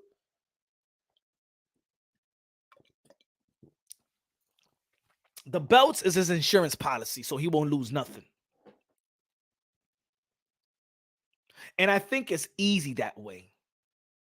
But all the fighters that actually do that, they lose. Because you feel like you're not going to lose something. Now, let me say these names for y'all. The same names I'm going to mention as doing the same move. You let me know what happened. Kell Brook said, shit, I could get money. Let me not fight. I don't got to fight Thurman. I don't got to fight these guys. Let me fight Triple G. They're going to say it's there to be great, right? And if I lose, I don't lose my belt. Guess what happened? You lost more than that. You almost lost your eye. When you came back to 147, you almost lost your other eye. And then you're not the same fighter again. All money is not always good money, right? So he moved up, did the same thing. He lost.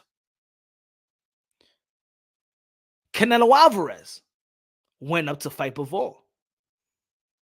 He has belts.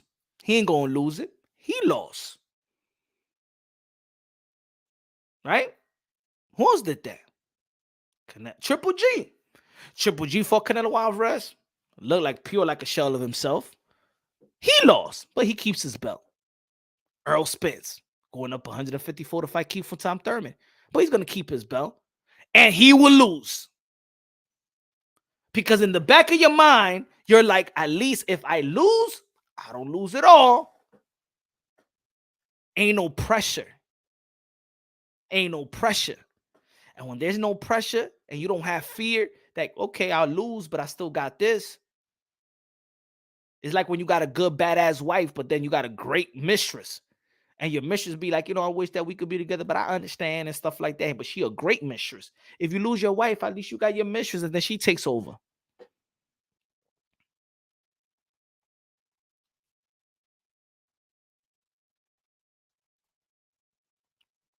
They want Keith. He's the smaller guy. Remember, Errol Spence is the bigger guy. He won 54. They want Keith Thurman with 10-ounce gloves. Even if he beats him, Keith Thurman earns nothing but just the name on his resume.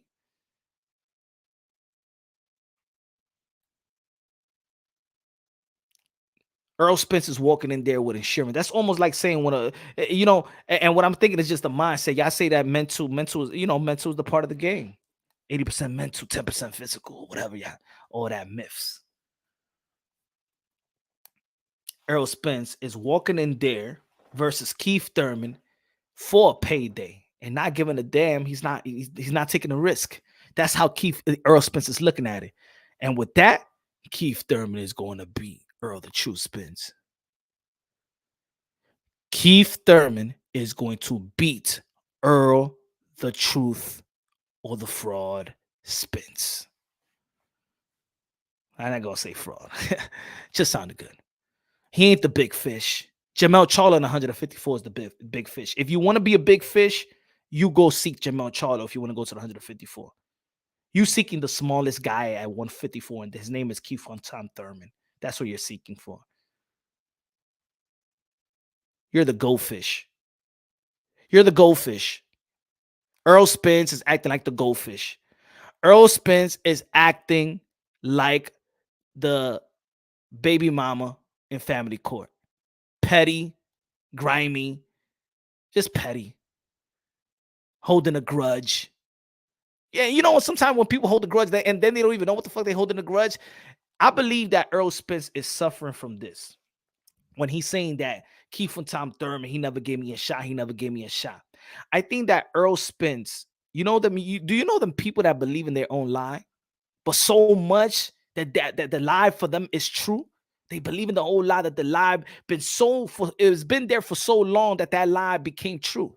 And you tell a story like that lie, but it was like a real story. Errol Spence suffered from that. He believed so much in the lie for so long that he think that is true. He think that Keith Thurman really ducked him. He really think that that Keith Thurman never gave him a shot. He really like, Keith ain't never gave him a shot when I wanted the shot. Errol Spence is Nemo. Finding Nemo. Errol Finding Nemo Spence. It's not Earl Jaw Spence. Huh? It's not Earl Free Willy Spence. No, it's Earl Finding Nemo Spence. He's a goldfish. He's a goldfish. You remember when you was young and your mama bought you a goldfish and you got the little bowl and you got a goldfish, and then you wake up in the middle of the night, you wake up in the morning and you see a bunch of little look like sperm and be like, oh shit, that goldfish was pregnant. You know what we did? We flushed that shit down the toilet. we too poor to buy a big bowl. We flush all them goldfish down the toilet. I gotta keep it real. Yeah, we was ghetto like that. I don't know how they landed. I don't know in the sewer. I don't know what happened to them. But the goldfish got pregnant. My mama said, we ain't gonna keep, I don't got the money to buy a bigger bowl. We flushed that shit down the toilet. And I said, no, mommy, no. Yo quiero otro goldfish.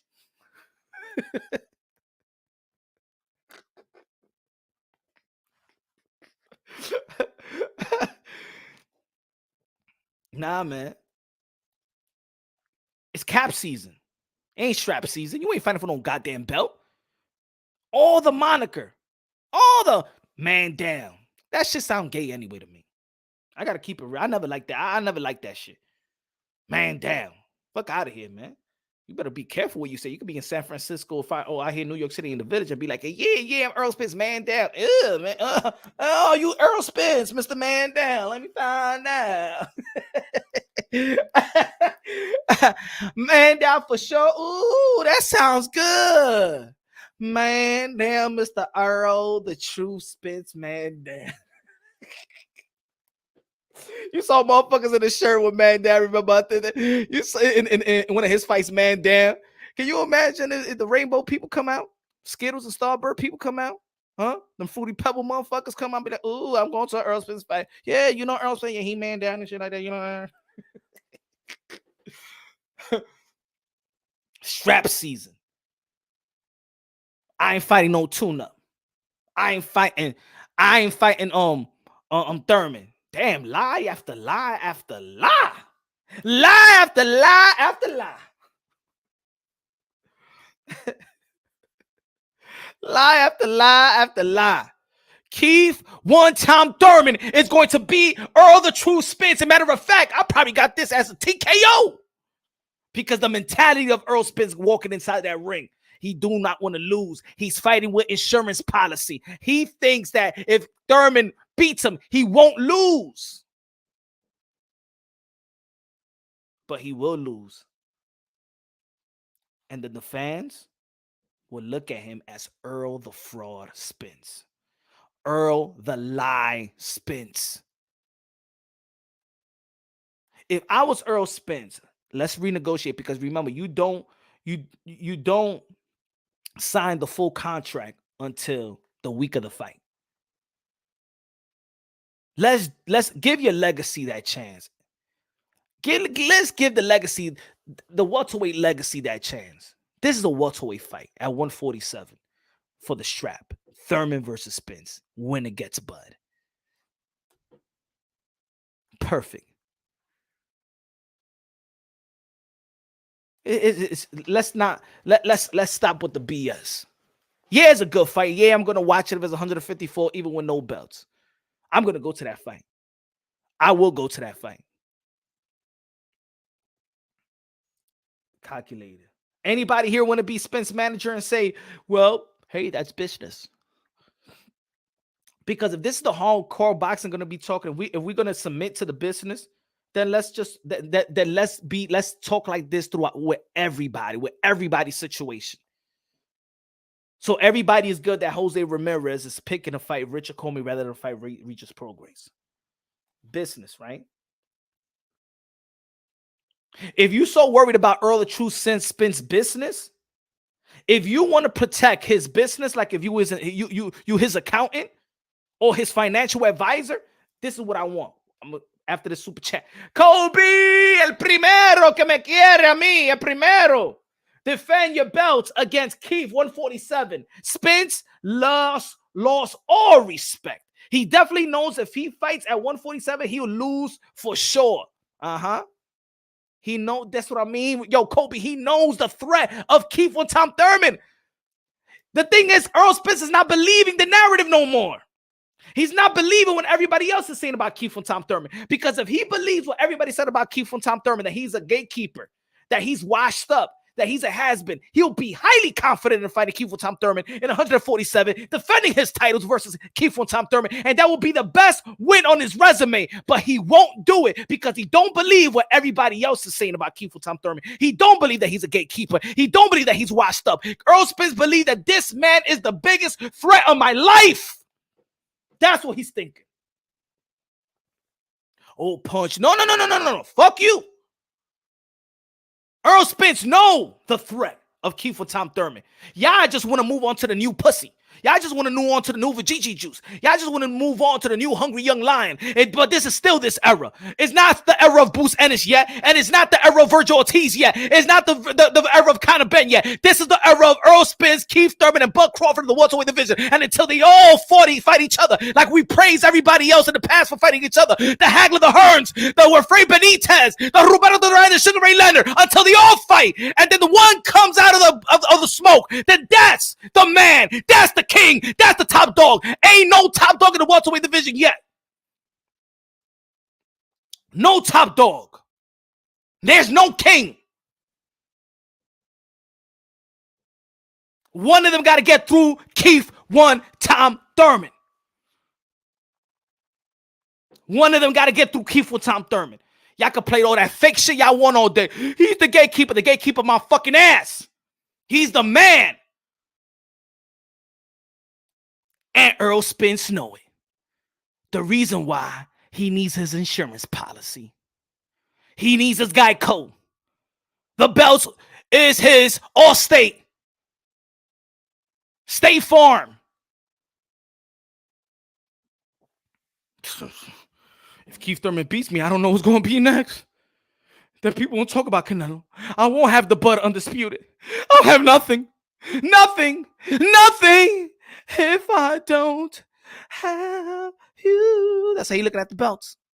You, WBC, WBA, IBF.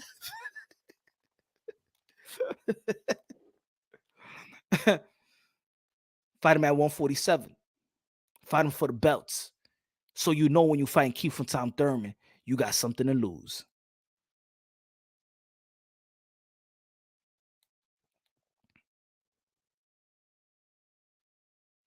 But the boxing world also, we ain't dumb. And we see past the BS. Most of us, if you don't want to enable a narrative or keep a narrative or support a narrative, we all know the truth. And the truth, Errol Spence, if you lose to Keith Tom Thurman, you're not a champion. You a fraud. Straight up fraud. You're not a champion. Don't celebrate that you're a champion. This is not a disrespect to Errol. I'm saying if he loses to Keith Tom Thurman, but then he still has his belts, he ain't a champion to me. He's a champion in life, but not a champion to me. He's not a champion. He's a belt holder. You're a belt holder. That's how I feel now. But also, we also got to wait in a press conference. We got to wait really who decided this, because if then we hear that Keith Thurman is the one that decided this, I'm the one that couldn't go to 147. I couldn't one that made the weight. I'm the one that won the 10-ounce gloves. It was my decision. If Keith Thurman gives him the leeway to promote Errol Spence and make this like this is a mutual decision, then I'm going to backtrack on it. So I'm going to say it like that. I'm going to backtrack on it.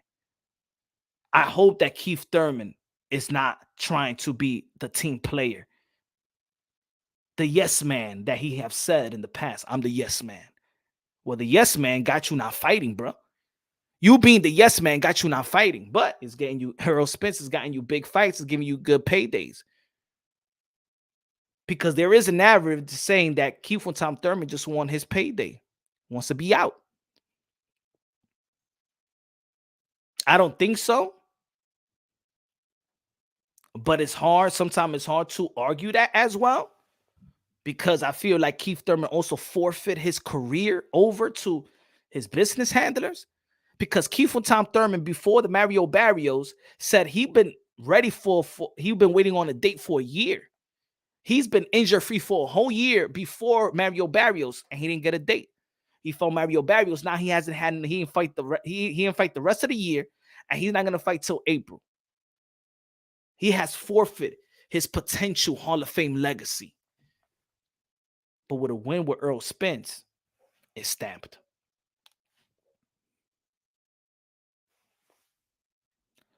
If Keith Thurman beats Errol Spence, where would you put Keith Thurman on your pound-for-pound list?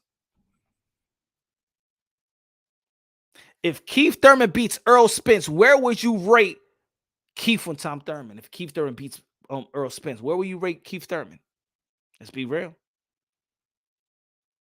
Then it's going to go back to, whoa, Keith Thurman could be Bud. Y'all going to be saying that Keith Thurman could be Jermell Charlo. Y'all going to say that Keith Thurman could be everybody at 154.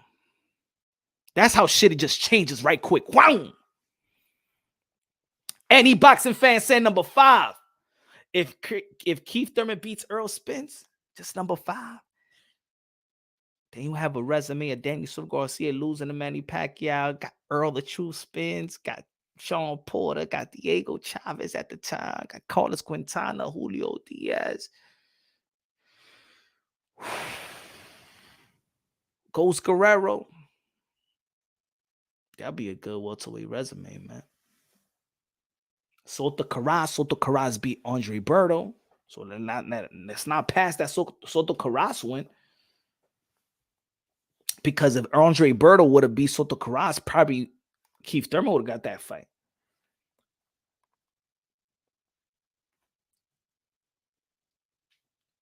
He's got the resume, the legacy, plus a win, that big no-brain. But then he won't have the belt. Then Keith Thurman won't be a 2-time world champion. See, there's a lot of things to be taken from this. Keith Thurman ain't gonna be no 2-time world champion. I mean, 2-division world champion.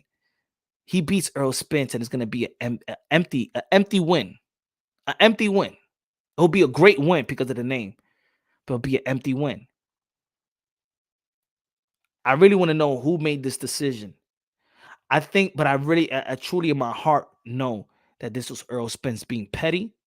This is Errol Spence holding a fake grudge. We will be saying that, to be honest, this is a 50-50 fight to me. Always been, always will. Oh, a matter of fact, it's not. I always had Keith Thurman being Errol Spence, not because the Errol Spence is just way better than Thurman. I had Keith Thurman being Errol Spence, not because I believe that Thurman is just way better. It's that styles make fights. It's because we say that Errol Spence is a pressure fighter, right? Keith Thurman likes to fight going backwards as well. Keith Thurman is highly effective on the back foot. So if Errol Spence is effective moving forward, Keith Thurman is effective on the back foot. So you still giving Keith Thurman what he likes. He got that good 1-2 hook off the back foot. He loves that. Same way he knocked down Josecito Lopez. Then when Keith Thurman likes to march in, Keith Thurman is a yin-yang fighter. If you want to pressure him, he'll be on his back foot. When you and then when you're not, he knows how to attack you. Keith Thurman knows how to make adjustment. Keith Thurman is a very awkward fighter.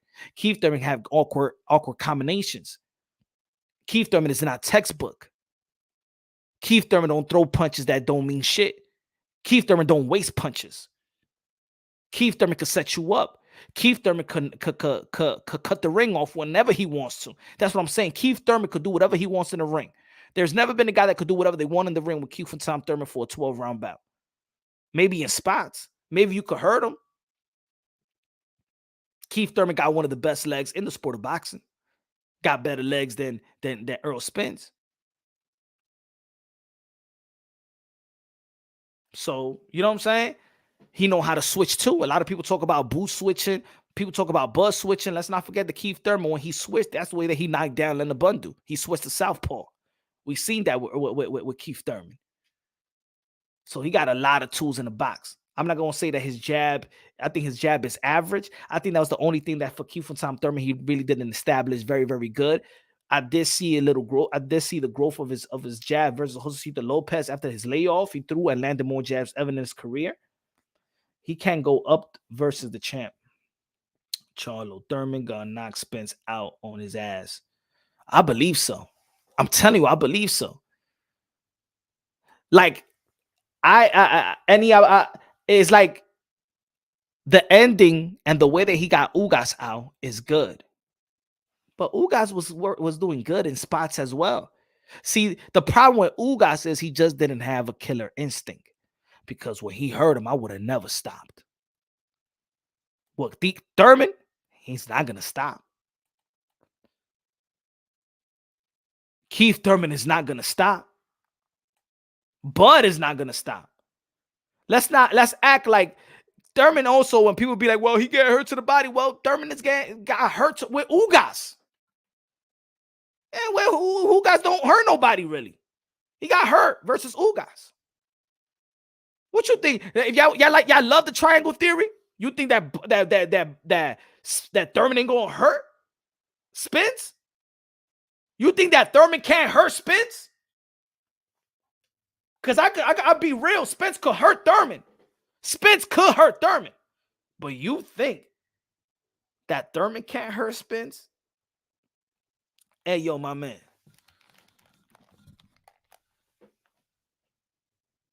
Spence ain't never been in the ring with a cue from Tom Thurman.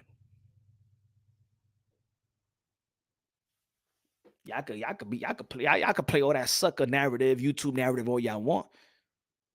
That's when y'all be like, oh shit, what happened? Y'all really thought that, damn, yo. Y'all going, matter of fact, man, if Errol Spence loses to Keith from Tom Thurman, it's gonna be sad because y'all really ain't gonna think so highly of him, but y'all should think highly of him. But it was just y'all fault not thinking highly of Thurman. It's a good fight, and if y'all pick Errol Spence, of course it's gonna be maybe Errol Spence is gonna be a major favorite. Maybe Thurman is gonna be a major underdog. If Keith Thurman has any type of lingering injuries or anything of that nature, or whatever, if he's not bringing the top of the line, and I think that's another thing. Keith Thurman needs to bring top of the line sparring. You know what I would do if I was Keith from Tom Thurman? I would call my professional friends. Hey, yo, you know who I call? Demetrius Andre. I need you out here, bro. See, when Keith Thurman spends money on his promotion, when he got Kendall Hawk to prepare him for Danny Swift Garcia, that's the way you spend for camp. Don't be getting these Golden Glove amateurs and stuff like you got Errol Spence. You better bring in your boy Boo Boo Andre as a southpaw to help you out. Pay that man. Hey yo, I need you for this one. Best sparring partner. They friends. I believe Demetrius Andre will help out Keith Thurman out there in Florida. Sharpen up the tools. It's all about preparation. Look at Errol Spence. Why he's so good as well. Sharpen his tools up with Jamel Charlo. Two champions. You know what I'm saying? Get you some good amateurs. Look at Lomachenko with Shakur Stevens. You get some good top of the line Olympic amateurs. You know what I'm saying? Get you to the top of the line. And matter of fact, Keith from Tom Thurman, I got a good sparring partner for you too. Matter of fact, I got it. Perfect. I got you. Thurman, I got you. LD Cedillo Martinez. Oh, I'm gonna reach out now because I call him the Errol Spence 2.0. 22, 23 years old, Olympic. Y'all ever saw the Olympics? Y'all know who I'm talking about. Age is not a factor. 34, 32 years. Age is not a factor. Conversation is too early. I've been looking for Keith and Errol to make a statement. I've not seen one, but I understand you need content. I'm just going by their content, by the content that they're giving us. ESPN, Mike Coppinger. I got to go by that. So I'm bringing it to the people. So yeah, let's talk about it. Well, you think I'm going to wait on there and shut my channel down and wait for Thurman to make a statement? Make Errol Spence make a statement? You know what I'm saying? I mean, Errol Spence will tweet about it soon. You know? The policy is you're not going to be talking about if the negotiation is off, that's when you could talk about it. If they're still they're still with negotiating. Remember, they say they finalizing the fight. So they're not going to talk about it. Spence looked vulnerable to me against guys like Ugas Porter who don't got power. That's what I'm saying. That's why that hey yo, Teeth one time. That's what I'm saying. Is like y'all people analyze Errol Spence versus Thurman like if it's like Spence was just knocking everybody out in the third round and looking sensational, looking unbeatable. Like Errol Spence, like you looking at, I can't imagine him losing. Nah, he's compared to Thurman, it's not like they're in another level. And that's why I got this fight real tight. Anybody could take this fight. Spence could beat Thurman. Thurman could beat Spence. But it's just me listening to the people analyzing. He's gonna end it. He's gonna hit him to the body. Like, why y'all so lazy on your analysis? Like, that's all y'all think that Errol Spence. Like, I think that Errol Spence could hurt him in the grill. He could knock him down by chin checking him. You know what I'm saying? Like Soto Carras hurt Keith Thurman. Keith Thurman was dropped early in his career. Keith Thurman got dropped by Manny Pacquiao with a straight left hand or the right cross after the straight left hand. Off the when he was moving back like a rookie. So Errol Spence could do more than just he's gonna hit him to the body. Y'all all sound like robots. Like it look like y'all all go to the one preacher and y'all say the same shit. He gonna hit him to the body. How Errol Spence gonna beat Thurman? He gonna go to the body. He gonna stop it to the body. If Keith Thurman is weak to the body and Errol Spence is the body snatcher, it's like that. It's funny because this is what I'm gonna say right here because y'all contradict. Y'all being hypocrites. People tell me, yo, but why you analyzing Thurman like that? That's the past, Thurman. That's the past. You know what I'm saying? He ain't the same way. I could say the same shit with Earl the True Spence. Why you acting like he's the body snatcher of today? That shit was in the past. I'm gonna tell you like this: every young fighter in the amateurs from that era, they're all great going to the body. You know why they're great going to the body? Because if you were a good amateur, you had a long amateur stint, you were national world, you won the nationals, Golden Gloves, Olympic trials, Olympic. You used to fight with headgear. And with headgear, you know what I'm saying? You're usually not knocking people down with headshots. You actually become a great body puncher if you really want to hurt your opponent in the amateurs, right? That's when you knock people out in the amateurs, especially with the body shot in that era. So when they become a professional, they usually go to the body and then they elevate their game and they go to the head and start knocking people on the head. The same way Keith Thurman, he was knocking everybody out with body shots. Same thing with Keith Thurman, knocking everybody else with body shot. When you're young, you're knocking down people with body shots. All right? Get it? You know what I'm saying? But Errol Spence hasn't knocked down people with body shots. The last time I think he went to the body and hurt somebody with a body was Carlos Ocampo. He couldn't hurt Mikey Garcia. He could have hurt Danny Swift Garcia to the body.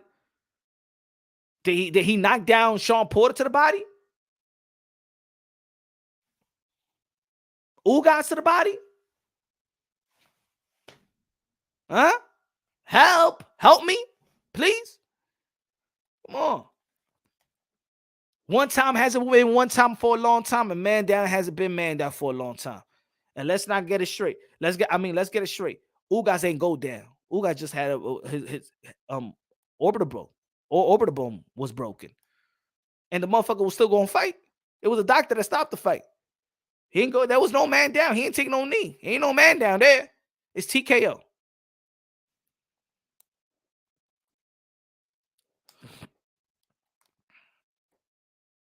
So we seen him get hurt by Ugas, staggered by Ugas. Shit, if he could get staggered by Ugas, triangle theory, could he get staggered by Thurman? Yes. If he gets staggered by Emmanuel Lardy, yes. Could Errol Spence hurt Thurman to the body? Yes. Because he hurt him through the grill? Yes. Could he drop Thurman? Yes. Could he beat Thurman? Yes. Could Thurman beat Spence? Yes. And anybody think that, oh my God, he's a gatekeeper, he washed up, keep thinking that. Keep thinking that. I'm telling you, keep thinking that.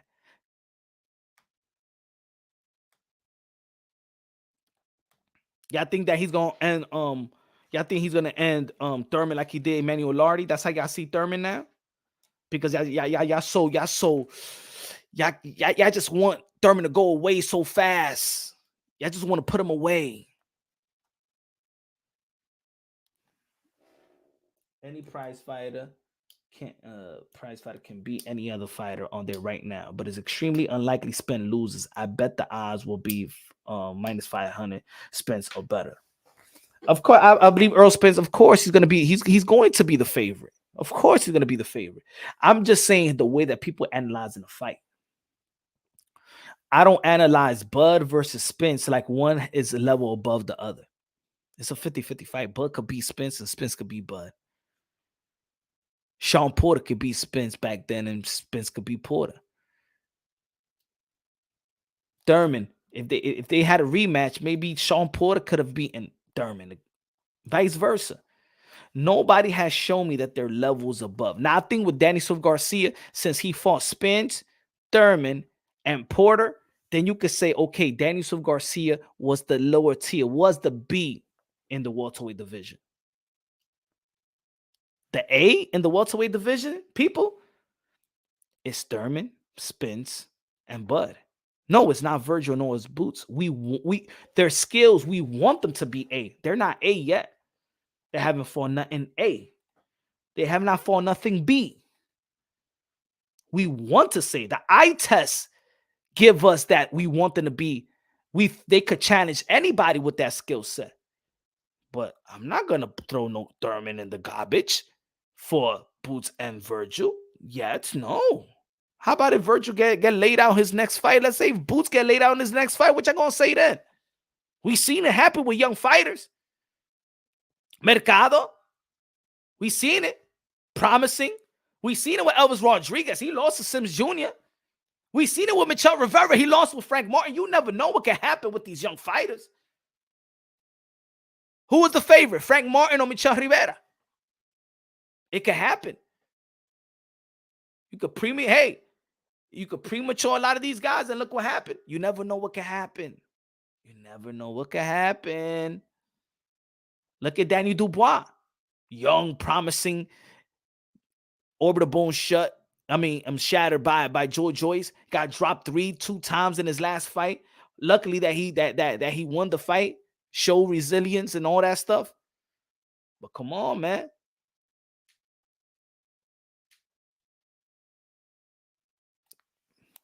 Good looking out, no. Good looking out. Appreciate you, man. I got Thurman beating Spence. Where do I put my money up?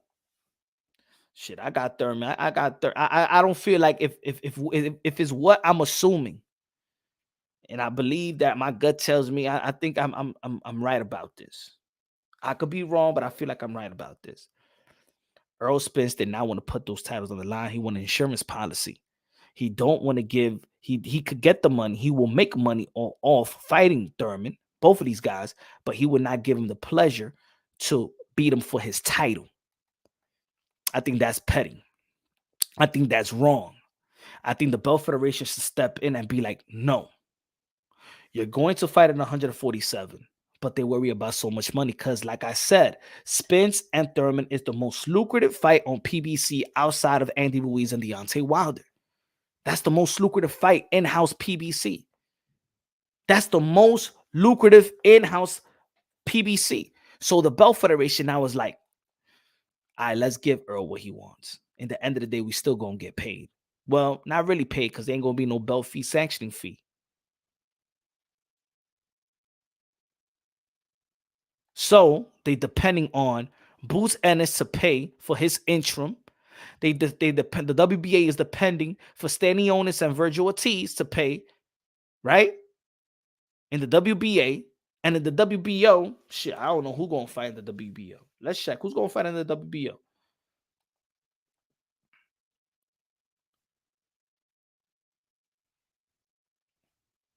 Let me see what's a good fight in the welterweight division. Let me see how the WBO is going to make money.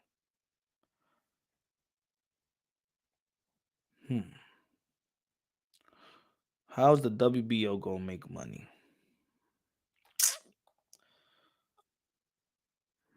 Alexis Rocha and Cody Crowley.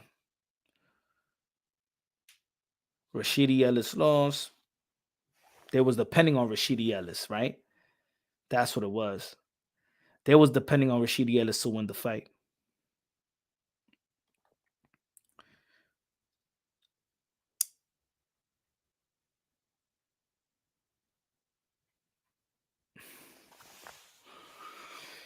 They ain't gonna make good money in the WBO. Maybe with Karen Choo Choo Train. Karen Choo Choo Train versus Ugas. Maybe Ugas get back in the ring. Cody Crawley, maybe. Maybe Blair Cobbs fight Ugas. That's good. They moved the Blair Cobbs, man.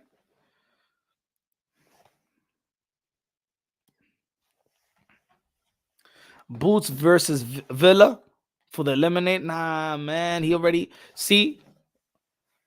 I want to know. Wait, because they haven't updated. Okay, they updated, but they haven't updated after the 7th. Because once you become an interim, I don't think that you're ranked.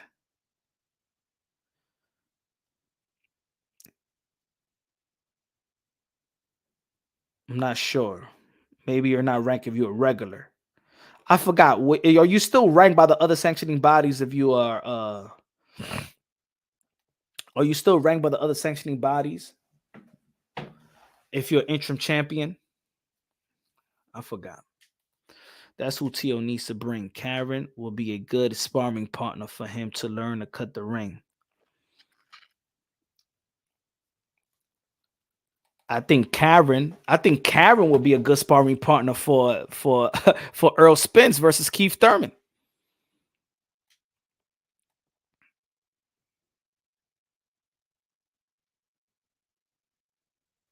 Porter's trunks were way above the navel. What was that? To me, Spence fights the same way every opponent. Yeah, for me, he's not an awkward fighter. He's a traditional. He fights traditionally. Does he's fundamentally sound. Tradition. He throws the 1-2, throws a jab, go to the body. You know what I'm saying? Very relentless. Work at that good pace. That pace that you know what I'm saying. Like he's a great marathon runner. You know what I'm saying? He's a great marathon runner in that ring. If you understand what I'm saying. He just keeps that same pace, got good punch resistance late rounds. He's not gonna Keith Thurman for me is not gonna outbox. I don't think that nobody could really outbox. Not outbox, but he's not gonna outbox Errol Spence. I don't think nobody could do that because I believe that Errol Spence just his work rate is too much. You know? And I think that's what keeps Thurman doesn't throw a lot of punches. He throws more than Daniel Garcia, but I think Thurman, and then he's going to be moving up. He don't throw as much punches, not nearly like Errol Spence. So Errol Spence's work rate is going to be in another level. I think it'll be in another level, even versus Boots at Bud or anybody. You know, I think that Spence and Virgil Ortiz mirrors each other. They fight the same way. Boots, and he's young, so he's throwing a lot of punches. But Keith Thurman don't throw a lot of punches, and I think that's going to work great for Errol Spence. I really want to see if Errol Spence go toe to toe with Keith Thurman. If they go to toe to toe on that on spots, who you think gets the best out of who?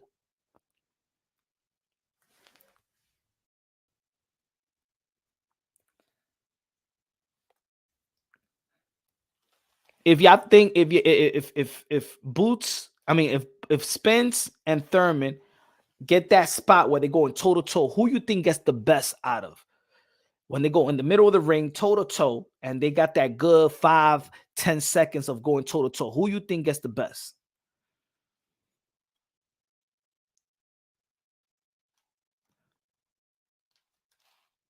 I don't know, man. I don't know. When you go toe to toe with when Thurman wants to go toe to toe, yeah, Keith got faster hands and better pop. Yeah, I think so. I mean, and all his opponents already said it that they've been in the ring with both. Danny Garcia said that Thurman hits harder. Leonard Bundle said that Thurman hits harder. Sean Porter said that Thurman hits harder. So that's inevitable. That's a given already. Depending their attacks, right? Depending their attacks. But come on, I think Thurman got the thump. Even though that this is what I think he's probably not hitting people. I mean, not knocking people because I still think that people see his punches. Remember, you get knocked down with punches that you don't see. And I think maybe Errol Spence, Keith Thurman throws wild punches as well. He does get a little wild. You know what I'm saying? I think his hooks is a little bit wild. Sometimes it's good and short. He takes the risks. I say that Thurman got to stay off them ropes, though. He got to pivot out them ropes. You could bait him, but you don't want Errol Spence. He's too good to just, if you think he's not going to capitalize you while you're on the ropes. But I don't think that. I think both of these guys are average in their defense. I think they're on the same level in terms of defense. They both get hit. Thurman, yes, is probably more vulnerable than Spence. But I think Thurman is a harder puzzle to figure out. I think that Errol Spence is going to do good because of his punch resistance and because of his punching output. Thurman won't win on points. I agree with you on that one. I don't think Thurman will win on points. That's a disaster at 154 pounds for PBC. Yeah, man. It's just, like I said yesterday, that's like good news and bad news. Good news is we got Thurman and Spence. Bad news is we got, it's no belts. 154. Nah, man. At least give me a catch weight and have the belts. Even though that people will criticize the catch weight with belts, but at least it's something is on the line, man.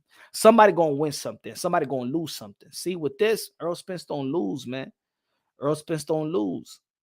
It's whack. The key to Thurman victory will be his conditioning. That's what I believe. I think it's gonna be more than conditioning. I think it's gotta be his conditioning. Gotta be on the A level. Thurman needs to go back to the Getty mind state. You know what I'm saying? I've seen Thurman do new things that I don't like. Like I've seen Thurman try to do the shoulder roll. That ain't you, man. And I've seen him get caught while he go with the shoulder roll. I don't think you can't master something that late. I don't like it. He did that with Josecito Lopez. He did that with Manny Pacquiao a little. I don't like that. Don't be you, man. You never fought like that. I've been following Keith Thurman since the amateurs. I hate it when he started going like this. He never did that. He started to do that when he with the Josecito Lopez. And I'm like, and I remember watching the fight. I said, what the fuck is he doing? And then he was just getting caught because he's not even catching. He's not catching, shooting. He uses it as a defense, but he don't use it like Floyd and not even how Teal use it. You catch, you shoot. You know what I'm saying? You dip. I don't like the way when Thurman did that. I think he was trying to find something new. I don't like it, man. Stay traditional. Keith Thurman needs to go back to the Ben Getty way. I love Dan Birmingham. I think that Keith Thurman was listening to Dan Birmingham in the Pacquiao fight, but he needs to go back to the Ben Getty mentality, bro. He needs to go back to that mentality. He said, Punch, this is a meaningless fight. Meaningless fight. Maybe meaningless fight. As a hardcore boxing fan, is this a meaningless fight? Are you bugging?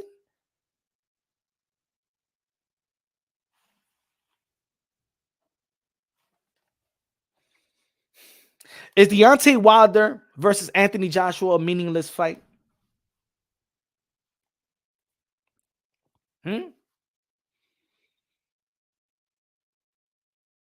Is Deontay Wilder versus Anthony Joshua a meaningless fight?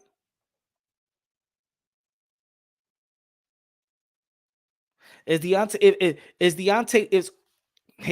Andy Ruiz versus Alexander Usyk a meaningless fight? Come on, we're box. Come on, that's what I mean, bro.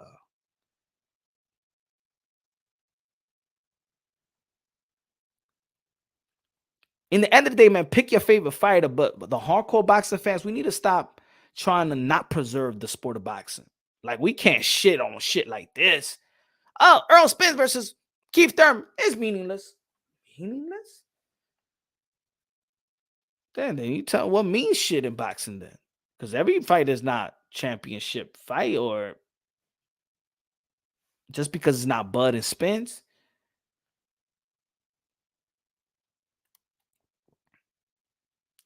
I'd rather not speculate. If it was Andy Ruiz versus Usyk, the belts will be on the line. Let's be honest. If that fight were to happen, no, yeah, I'm all about putting the belts on the line. You know what I'm saying? But I'm still going to watch Thurman and Spence. We all still going to watch it. See, I'm frustrated that the belts is not on the line and it's not at 147, but I'm still going to watch the fight. I'm still going to promote this fight. I just feel like the energy leading up to this fight, I feel there's a lot of cap. I think that the strap season is cap season now. For me, God, for this fight, it's cap season. There's no strap season. It's cap season. You know? I just feel like people are going in. You know what's happening in boxing, and it's been like this, but I think it's going overboard. People are really afraid of losing their spot. They are afraid. They're desperately afraid to lose in their spot. So they don't go inside that ring with, I'm going all out. I'm going all out because I got shit to lose. You know? So I think that is going to be different. I think that Errol Spence, I think if it gets down to going all out, I think he's going to have that back of my mind.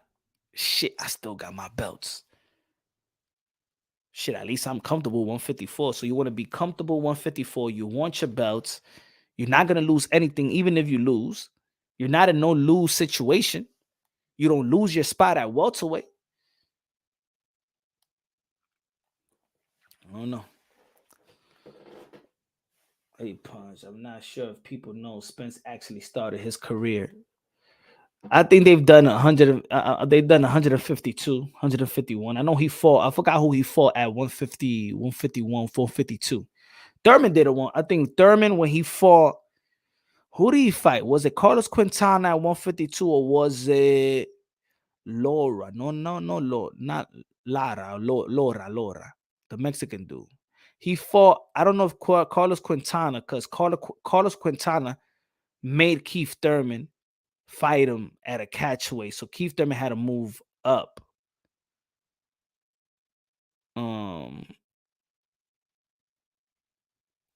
So I think it was 152. I think Thurman fought Quintana at 152. He said, quack season, duck down, man down. But anyway, man, tomorrow we at it again, ladies and gentlemen. Y'all already know, man. Love y'all, man, for all the supporters, all the members, man. Become a member, show the support. Thank you, Kobe, for the super chat. Love you, my brother. So tomorrow we back at it again, man. Friday. Love y'all. God bless. And on to the next.